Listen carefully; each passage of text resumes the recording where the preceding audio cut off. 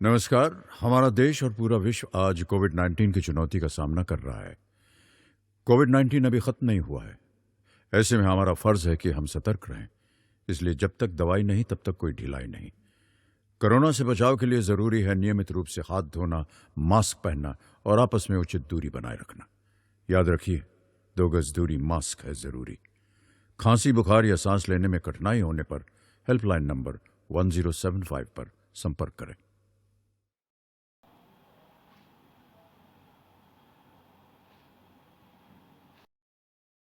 Student, आज हम health care के कक्षा 11वीं फर्स्ट यूनिट का सत्र 4 पढ़ेंगे। जांच में सहायता। स्टूडेंट, जांच में हमें किन किन चीज़ों की जांच करनी है, बॉडी के कौन से पार्ट का किस तरह से अवलोकन करेंगे, वो हम जानेंगे। आप रोगी की आँखें, कान, नाक, गले, गर्दन, छाती आदि विभिन्न परीक्षाओं में जीडीए द्वारा प्रदान की गई सहायता के बारे में पढ़ेंगे। मतलब रोगी के आँखों की जांच कैसे करनी है, कान की जांच कैसे करनी है, नाक की जांच कैसे करेंगे, गले, गर्दन, छाती की जांच कैसे करेंगे आदि विभिन्न परीक्षाओं में जो हम जीडीए द्वारा प्रदान की गई सहायता है, जो जिसमें जीडीए सहायता प्रदान करता है, उसके बारे में सीखेंगे। पहला पॉइंट आता है हमारा ऊंचाई और वजन लेने के लिए। उस बच्चे की लंबाई को मापने के लिए जो खड़े नहीं हो सकते, बच्चे को एक कठोर सतह पर एक सीधी स्थिति में पैरों के तलवों को समर्थन देकर खड़ा करें। घुटनों को आगे बढ़ाया जाता है और हम पैरों के तलवों को शीर्ष के तक लिया जाता है। इस स्थिति में होना चाहिए कि आंखें छत की सामने की ओर देखें। इसका मतलब है जब हम बच्चे की लंबाई को नाप रहे होते हैं, है ना, बच्चों की लंबाई को नापने के लिए जो खास तौर पर जो बच्चे खड़े नहीं हो सकते, मतलब 1 साल के तक के बच्चे हैं, 0 से 1 साल तक के बच्चे हैं, तो उनको हम एक कठोर जगह पे, समतल और कठोर जगह पे उनका सीधे स्थिति में पैर के तलवों को पकड़ेंगे अच्छी तरीके से और उनको अपना समर्थन, अपने हाथों की सहायता से उनको सीधा खड़ा करेंगे और एक हाथ हम उनके घुटनों और सिर के पास लगा लेंगे, है ना, आगे, जिससे कि वो उनका कठोरता और पैर पूरी तरह से ज़मीन से टिका रहे और जो उनकी आँखें हैं वो एकदम सीधी रेखा सामने की ओर देखते रहें, जिससे कि उनकी सही लंबाई हम नाप सकें कि वो एक्चुअल पे कितनी लंबाई है उनकी। फिर आता है खड़े होने वाले व्यक्ति का वजन आमतौर पर खड़े स्केल पर मापा जाता है। किसी भी व्यक्ति का हम वजन लेते हैं तो उसको हम खड़े स्केल से मापते हैं। बिल्कुल पैर के तलवों से लेके और उनके हेड के ऊपरी हिस्से तक का माप लिया जाता है। रोगी मंच पर खड़ा होता है और वजन डायल पर नोट किया जाता है। मतलब रोगी जो है वो अपने मंच, जिस पे जहाँ से हम उसको वजन लेना स्टार्ट करते हैं, जहाँ पे हमने एक स्केल माप के लिए स्केल बना रखा है, वहाँ पे उसको खड़ा करेंगे, उससे हम उसका लंबाई नापेंगे और वजन के लिए हम जो वेट मशीन रखे हुए हैं उस पे उसको हम समतल जगह पे रख के और खड़ा करके उसका वजन देखते हैं। वजन बिना जूतों के लिया जाता है। ध्यान रहे कि जब कोई भी व्यक्ति अपना वेट चेक कर रहा होता है तो हम जूते और चप्पल को उतरवा देते हैं। बच्चे के वजन स्केल का उपयोग वजन लेने के लिए किया जाता है।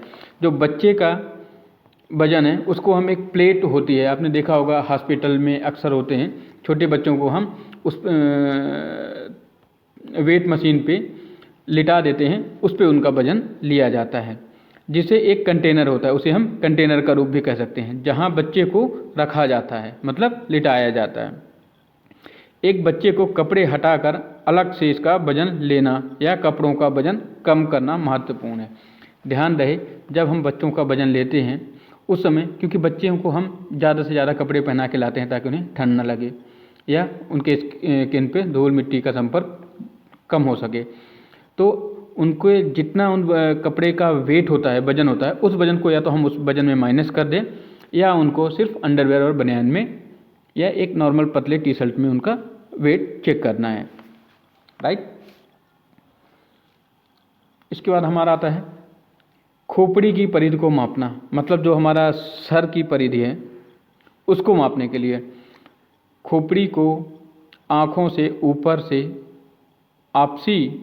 यहाँ पे मिस प्रिंट है, ऑक्सीपटल उठान तक अपने सबसे बड़े व्यास में मापा जाता है। मतलब खोपड़ी का जो सबसे ऊपरी हिस्सा होता है ना, सबसे ऊपर, वहाँ तक हम उसका परिधि की लंबाई गोली आकार पे उसको मापते हैं। फिर आता है हमारा आँखों का परीक्षण। आँखों का परीक्षण जांच लेटी या बैठी स्थिति में की जाती है। परीक्षक अक्सर सिर के दर्पण का उपयोग करता है, जिससे रोगी के चेहरे पर प्रकाश डाला जाता है। पहली जांच आँखों के हिलने डुलने, प्रकाश की प्रतिक्रिया, निकट और दूर तक वस्तुओं के निर्धारण के लिए होने वाले निरीक्षण में से एक है। आँख के आंतरिक भागों की विस्तृत परीक्षण के लिए एक ऑप्थेल्मोस्कोप का प्रयोग किया जाता है। इसका मतलब है, जब हम पेशेंट के आँखों का परीक्षण करते होते हैं तो उस समय पेशेंट को या तो हम बिठा के रखेंगे या उसको हम टेबल पर, जो हमारा ऑब्जर्वेशन टेबल होता है, उस पर हम लिटा देते हैं। जब कोई भी डॉक्टर आँखों का परीक्षण करता है तो वो अपने सिर के दर्पण, मतलब एक हेड मिरर होता है, उसमें एक रिबन बंधी होती है जो पीछे वो अपने बांध लेता है और सामने उसके फोकस टार्च, जैसे आपने बड़ी बड़ी फैक्ट्रियों में जो अंडरग्राउंड काम करने जाते हैं खदानों में, वहाँ पे देखा होगा उनके सर पे एक लाइट टार्च लगी रहती है, वो दूर तक फोकस डालती है। वही दर्पण का उपयोग हम आँखों के परीक्षण ऑब्जर्वेशन के लिए करते हैं, जिसमें हम रोगी के चेहरे पर डायरेक्ट प्रकाश डाल सकते हैं। उसकी आंखों पे हमारा फोकस जहाँ जिस पार्ट पे होना चाहिए उस पे हम उसको फोकस कर सकते हैं। जांच के हिलने डुलने, हम ये देखते हैं कि उसकी रेटिना इधर उधर हिल रही है, उसमें डायलिटेशन कितना है, प्यूपिल फ्लक्चुएट हो रही है ना, तो वो प्रतिक्रिया देखेंगे। फिर उसमें दूरदर्शी दोष है कि निकटवर्ती दोष है, उन चीज़ों का हम विस्तृत तरीके से परीक्षण करते हैं। इसके बाद हम आँखों के आंतरिक भागों को देखते हैं कि कहीं उसमें रेडनेस तो नहीं है, या कोई रेसेस तो नहीं आ रहे हैं, या कोई गठान तो डेवलप नहीं हो रही है, बन रही है। इन चीज़ों का हम प्रयोग करते हैं, आँखों के परीक्षण में जांच करते हैं। लेकिन आँखों की जांच करने के लिए हम जिस इंस्ट्रूमेंट का प्रयोग करते हैं उसको हम ऑप्थेल्मोस्कोप बोलते हैं, है ना स्टूडेंट। उस पे हम ऑप्थेल्मोस्कोप का प्रयोग किया जाता है। ये हमारा ऑप्थेल्मोस्कोप है, इससे हम आँखों की जांच करते हैं। फिर आता है हमारा कान की जांच, कान का परीक्षण। कान का परीक्षण करने के लिए रोगी को या तो देखे जाने वाले कान के परीक्षण करने वाले व्यक्ति की तरफ रखते हुए लिटाया या बैठाया जाता है। जांच के लिए इस्तेमाल किए गए औजार एक हेड मिरर, विभिन्न आकारों के कान का स्पेकुलम, काटन के सिरे वाली तीलियां और ऑक्टोस्कोप है। ट्यूनिंग फोर्क सुनने का परीक्षण करने के लिए उपयोग किया जाता है। इसका अर्थ है कि जब रोगी का कान का परीक्षण करते हैं तो हम रोगी को उस स्थिति में बैठाते हैं अपने सामने कि जिस कान, जैसे राइट कान का है तो हम उसको ऐसे बिठाएंगे कि उसका राइट कान हमारे फेस की ओर आए, या लेफ़्ट ईयर का परीक्षण करना है, लेफ़्ट कान का जांच करना है, तो उसका बायां कान हमारी आंखों के सामने आए, हम उसको उस स्थिति में बिठाया या लिटाया जाता है। फिर जो हम उसमें इस्तेमाल करते हैं आँखों की जांच की तरह, इसमें भी हम हेड मिरर का उपयोग करते हैं। जो सर पे हम अपना टार्च बांधे रहते हैं, उसी टार्च का उपयोग करते हैं हम कान के अंदर देखने के लिए। कान के परीक्षण करने के लिए हम स्पेकुलम कॉटन की जो तीली होती है, जैसे आपने छोटे छोटे बच्चों के लिए देखा होगा, मार्केट में भी मिलता है, एक लंबी डंडी छोटी सी स्टिक होती है, लकड़ी लगी होती है या प्लास्टिक की शीट होती है, उस पर हमने कॉटन को लपेट रखा होता है। उसी चीज़ का इस्तेमाल हम कानों के परीक्षण के लिए करते हैं। और जो उसमें उपयोग की जाने वाली औजार है वो ऑक्टोस्कोप, ये ऑक्टोस्कोप का हम उपयोग करते हैं। इससे हम ट्यूनिंग सुनते हैं, दोनों कान के पास बजाएंगे, जैसे हमने चुटकियाँ बजाई, नहीं है अगर हमारे पास कोई इंस्ट्रूमेंट तो राइट कान पे वो बराबर उस पे आवाज़ आ रही है। फिर इसी तरह हम लेफ़्ट ईयर पे भी बजाएंगे कि लेफ़्ट ईयर में भी उसको साउंड आ रहा है ना। इन चीज़ों से हम उसका कान का परीक्षण करते हैं। फिर आता हमारा कान, गले और मुंह का परीक्षण। रोगी को पीठ वाली कुर्सी में आराम करने के साथ बिठाया जाता है। गले की जांच के लिए एक जीभ, डिप्रेशर और एक अच्छी रोशनी की आवश्यकता होती है। नाक की जांच के लिए नाक का स्पेकुलम और एक हेड मिरर का उपयोग किया जाता है। कभी कभी ऑक्टोस्कोप का भी प्रयोग किया जाता है। इसका अर्थ है कि जब रोगी को हम गले या मुंह का परीक्षण करते हैं तो उसको हम आरामदायक, डेंटिस्ट डॉक्टर्स के यहाँ अगर गए होंगे तो उसमें एक लंबी चेयर होती है जिसमें आदमी पेशेंट पैर फैला के और पीठ को आराम से टिका के बैठ पाता है। उस पे हम आराम से उसको बिठाते हैं, उसके गले की जांच करते हैं। और जब हमें उसके मुंह का जांच करना होता है तो हम एक टंग डिप्रेटर, एक लंबी जैसे स्पून होता है ना, स्पून के आकार की होती है, उसमें थोड़ा सा चौड़ा आगे, थोड़ा झुकाव की ओर रहता है, उस औजार का इस्तेमाल करते हैं। और उसकी ट्रकिया को आप उसको आ करने को बोलेंगे और उसके जो बीच में ट्रकिया दिखता है उस पे देखते हैं कि उसमें उसकी लंबाई या गठान या कि रेडनेस या कि छाले टाइप के जो भी चीज़ें आपको दिखाई दे उसको हम नोट करते हैं। इसी तरह हम नाक का परीक्षण के लिए स्पेकुलम का उपयोग करते हैं, हेड मिरर का उपयोग करते हैं। हेड मिरर जो आपने अभी पिछले इसमें देखा है कि आँख के परीक्षण और कान के परीक्षण के लिए उपयोग करते हैं, वही चीज़ें हैं। और फिर हम ऑक्टोस्कोप का भी प्रयोग किया जाता है। फिर आता है हमारा गर्दन का परीक्षण। गर्दन के परीक्षण को हम किस तरह से करेंगे? गर्दन को हम टटोल कर लचका नोट्स देखना चाहिए।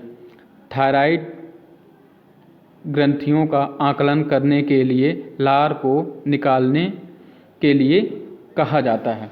मतलब जब हम गर्दन का उपयोग करते हैं तो हम क्या देखते हैं कि उसके गर्दन, अपनी हाथों की उंगलियों को चारों तरफ उसके गर्दन के अंदर डाल के देखेंगे और उसके जो थायराइड ग्रंथि होती है ना, जिसको हम कौवा बोलते हैं गले पे, उस पे देखते हैं कि कोई गठान आ रही है, या हम उसको लार निकालने के लिए बोलेंगे या बलगम निकालने के लिए बोलेंगे, जिससे हम उसको ऑब्जर्व करके देखते हैं या फिर उसका हम इन्वेस्टिगेशन के लिए भेजते हैं कि उसमें क्या प्रॉब्लम आ रही है। इसके बाद आता है हमारा सीने का परीक्षण।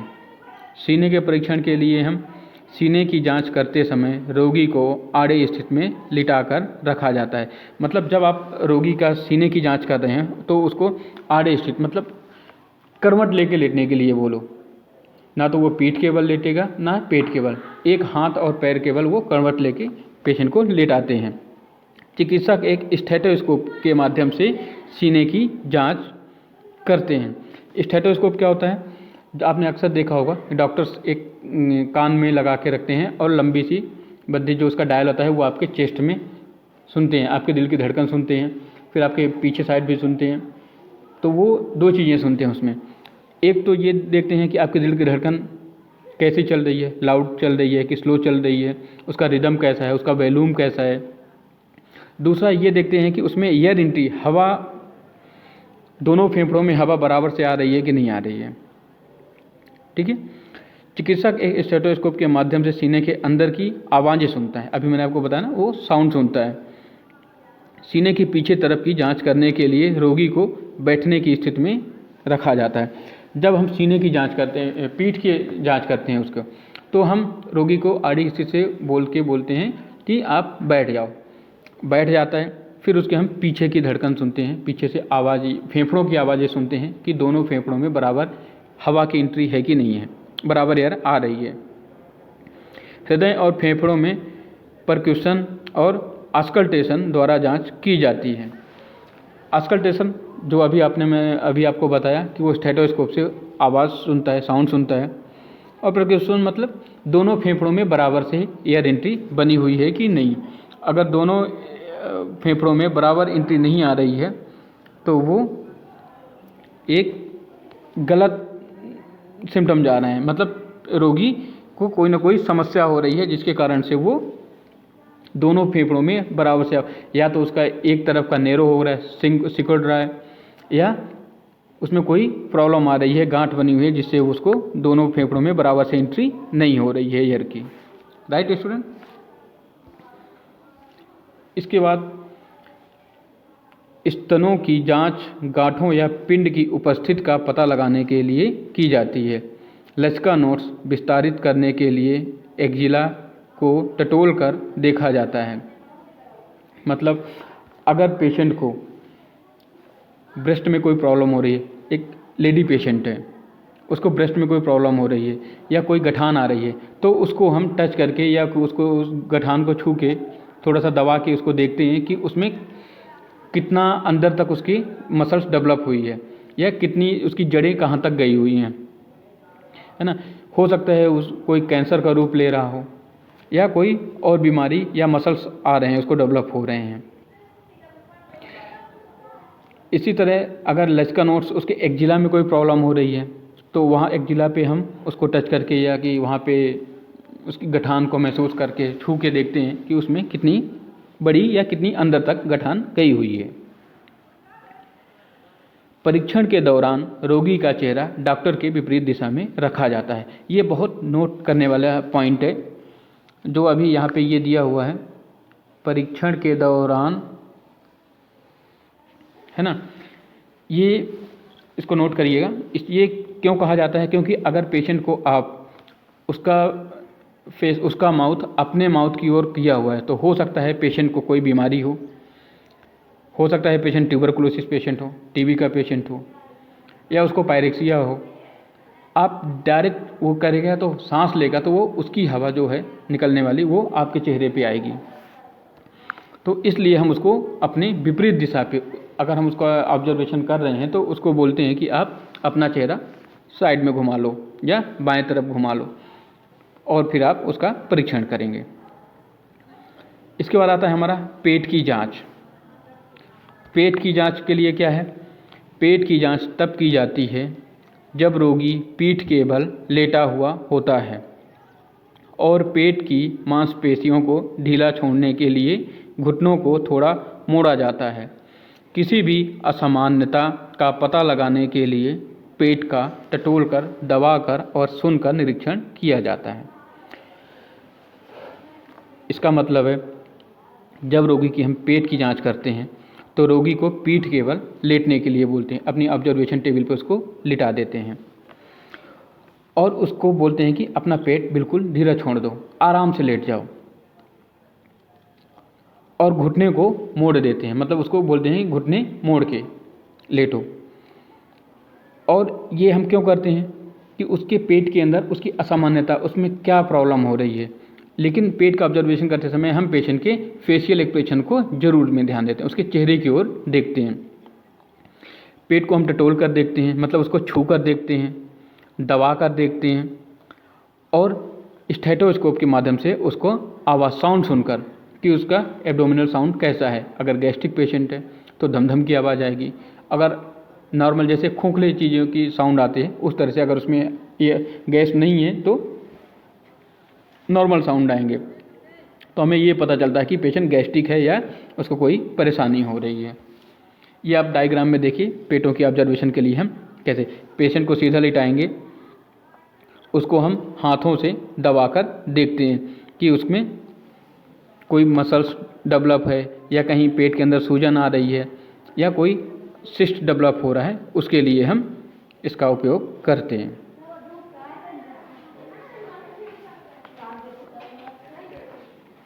इसके बाद हमारा आता है बाहरी अंगों, हाथ और पैर की जांच। बाहरी अंगों का निरीक्षण किया जाता है, पलपेट किया जाता है और जगह से हिलाया जाता है।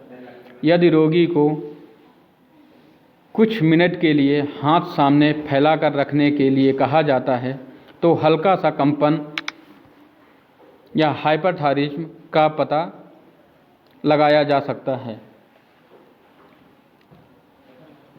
अस्थि के खिलाफ त्वचा को दबाने द्वारा टखने को जोड़ पर एक दबाव वाली देखी जा सकती है।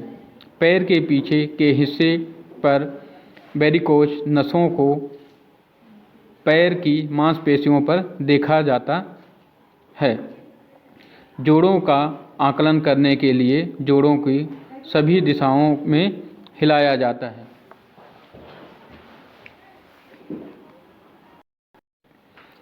इसका अर्थ है कि जब हम पेशेंट के बाहरी अंग का निरीक्षण करते हैं तो उस समय हम पाल्पिटेट करते हैं, उस जगह को हिलाते हैं, डुलाते हैं और उसका निरीक्षण करते हैं। यदि रोगी कुछ मिनट के लिए अपने हाथ सामने फैला कर रखते हैं तो उनको रखने के लिए कहा जाता है। हल्का कंपन, हाइपरथायरिज्म मतलब उनको कंपन हो रहा है या उनकी त्वचा दबाकर हम देखते हैं। इन चीज़ों के लिए हम नसों को खोलने के, मांसपेशियों को देखने के लिए हम बाहरी अंगों का निरीक्षण करते हैं। इसके बाद हमारा आता है रीढ़ की हड्डी का परीक्षण। टेढ़ेपन की असामान्यता का पता लगाने के लिए रीढ़ की जांच एक खड़ी स्थिति में की जाती है। नवजात शिशु में स्पाइन बिफिडा का पता लगाने के लिए उंगलियां रीढ़ की हड्डी पर चलाकर देखा जाता है।